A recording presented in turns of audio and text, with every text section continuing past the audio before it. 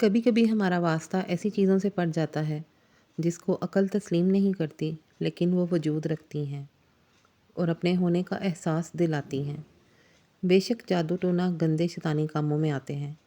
یہ کہانی سچے واقعات پر مبنی ہے۔ فاہرہ کے 2 بچے ہیں، بیٹی حجاب زہرا، بیٹا حسام احمد۔ فاہرہ کے شوہر احمد حسن کی پرچون کی دکان ہے۔ فاہرہ کی ایک بہن اور ایک بھائی ہیں، جبکہ احمد حسن کی 2 بہنیں ہیں۔ فاہرہ کے دونوں بچے بہت خوبصورت ہیں۔ آئیے اب حجاب کی زبانی ہی انہی کی کہانی سنتے ہیں۔ حجاب نے بتانا شروع کیا، اس شیطانی چکر کی ابتدا تو بہت پہلے ہو چکی تھی، لیکن میں اور حسام اس سب سے واقف نہیں تھے۔ میں FSC کے پیپر دے رہی تھی اور حسام BS فزکس کے آخری سال میں تھا۔ گرمیوں کے دن تھے۔ ایک دن جب امی دوپہر میں سو کر اٹھیں تو ان کے بستر پر سے ایک تعویذ ملا۔ وہ بالکل ایسے فریش تھا جیسے ابھی کسی نے ڈرائنگ پیپر لے کر کٹنگ کر کے اس پر نقش بنایا ہو۔ عجیب سی زبان لکھی تھی۔ امی دیکھ کر بہت زیادہ پریشان ہو گئی۔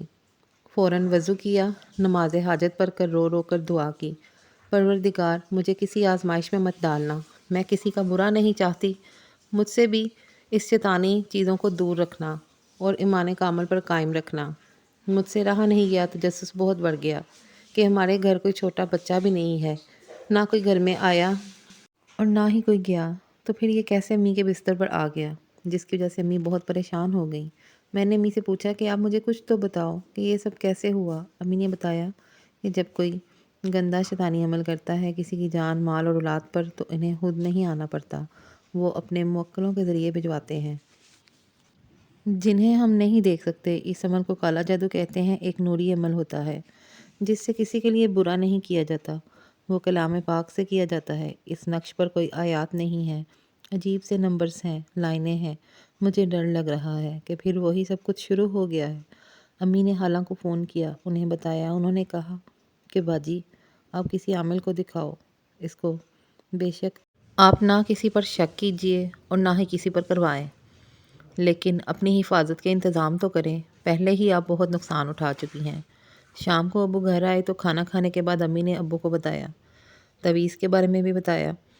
ابو بھی بہت پریشان ہو گئے اور امی کو بتایا کہ جب میں دکان پر گیا تھا تو دکان کے باہر خون کے چھینٹے تھے، پر میں نے سنجیدگی سے نہیں لیا کہ شاید رات میں کوئی کتا آیا ہوگا، کچھ بیٹھ کر کھایا ہوگا۔ میں سب باتیں سن کر اتنی خوفزدہ ہو گئی کہ رات کو جب سونے کے لیے لیٹی تو عجیب وہم آتے رہے۔ بہت مشکل سے آنکھ لگی تو کچھ دیر بعد ہی میں چیخ مار کر اٹھ گئی۔ ایسا لگا کہ جیسے کسی نے میرے پاؤں کی انگلیوں کو زور سے کھینچا ہو، تو میری آنکھ خوف سے ہی کھل گئی۔ پہلے تو مجھے کچھ سمجھ نہیں آیا کہ میرے ساتھ ہوا کیا۔ جو واقعات ہو رہے تھے مجھے لگا کہ شاید میرا وہم ہو، لیکن پاؤں کی انگلیوں میں درد اتنی شدت سے محسوس ہو رہا تھا کہ میں اٹھ کر امی کے کمرے میں بھاگ کر چلی گئی اور انہیں بتایا۔ رات بہت مشکل سے گزری۔ امی نے دعائیں اور اعمال بڑھا دیے، ہر وقت ہاتھ میں تسبیح ہی رہنے لگی۔ پھر ایسا ہونے لگا کہ درد بڑھتا ہی گیا۔ جوں جوں دوا کی، ابو کی دکان کی آمدنی مسلسل کم ہونے لگی۔ ابو نے دکان کی جگہ بدل لی، پھر بھی کوئی فرق نہیں پڑا۔ کسی نے کہا کہ دکان بدلیں، کام بھی بدل لیں۔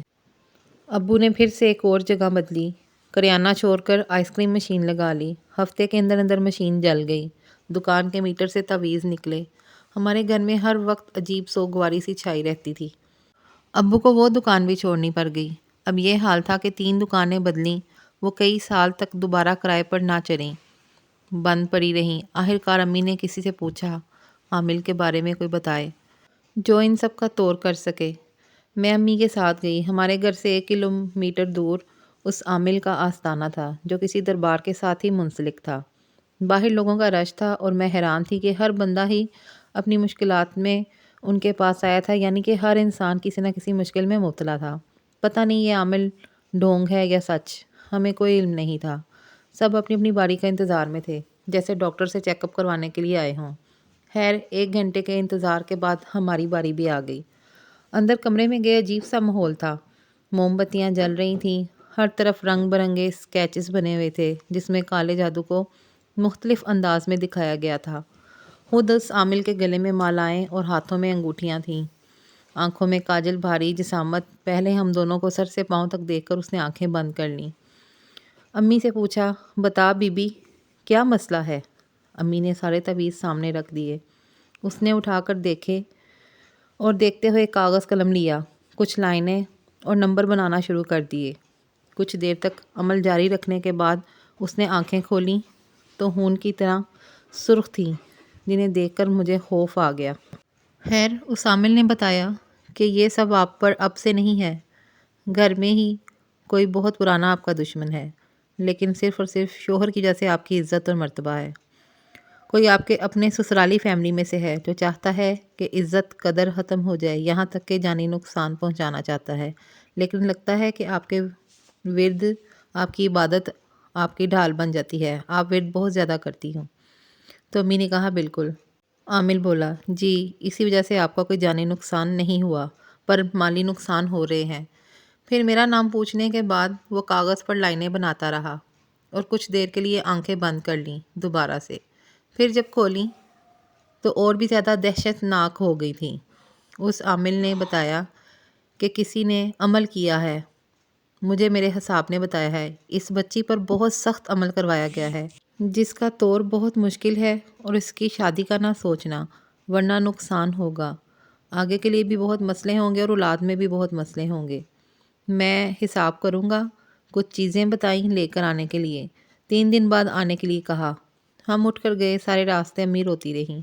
ہم گھر آئے، شام کو ابو کو بتایا کہ یہ سب عامل نے بتایا ہے۔ جیسے ہی ہم نے پھر ارادہ پکا کیا کہ 3 دن بعد یہ چیزیں لے کر جائیں گے، اسی رات سے عجیب و غریب کام شروع ہو گئے۔